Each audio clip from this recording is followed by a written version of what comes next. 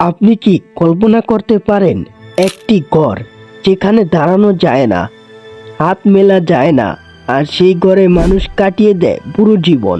এই পৃথিবীতে এমন একটি শহর আছে যেখানে মানুষ কফিনের ভিতর থেকেও ছোট জায়গায় বাস করে।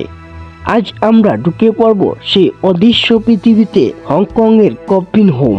এই হংকংয়ে আকাশচুম্বী বিল্ডিং, বিলাসবহুল জীবন, কোটি কোটি টাকার ফ্ল্যাট, কিন্তু এই আলো জলমলে শহরের নিচে লুকিয়ে আছে আরেক হংকং, অন্ধকার, সংকীর্ণ, নিঃশব্দ। এখানে জন্ম নিয়েছে কফিন হোম। এই ছোট্ট কাঠের বাক্সগুলোকে বলা হয় কফিন হোমস। আয়তন মাত্র 16-25 বর্গ ফুট। ভিতরে ঢুকলে দাঁড়ানো অসম্ভব, হাত পুরো মেলা যায় না, জানালা নেই, বাতাস তো নেই।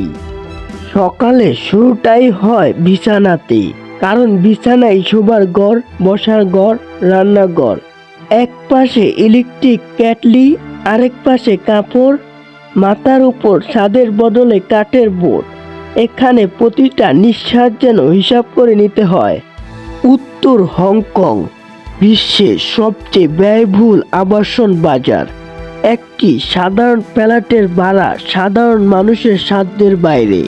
তাই প্রায় 2 লাখ মানুষের মধ্যে হয়ে বেছে নেয় কফিন হোম। এটা পছন্দ নয়, এটা বাধ্যবাধকতা। তার বয়স এখন 60-এর বেশি। এই কফিন তার গড়, তার স্মৃতি, তার একাকিত্ব।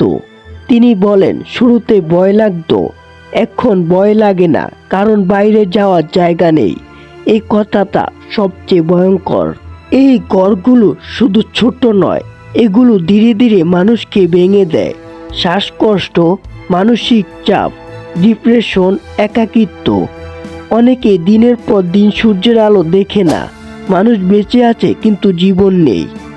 হংকং সরকার কিছু পরিবর্তনের চেষ্টা করেছে, কিন্তু প্রশ্ন রয়ে যায়, একটি আধুনিক শহর, মানুষ কি কফিনে বাস করবে? উন্নয়ন কাদের জন্য, শহর নাকি মানুষ? হয়তো আপনার ঘর ছোট, কিন্তু কফিন নয়। আজ রাতে ঘুমানোর আগে একবার ভাবুন, এই পৃথিবীতে কেউ কেউ বেঁচে থাকার জন্য কফিন বেছে নিতে বাধ্য। এই ভিডিওটি ভালো লাগলে একটি লাইক করবেন, চ্যানেলটিকে সাবস্ক্রাইব করবেন। দেখা হবে নতুন কোনো ভিডিওতে।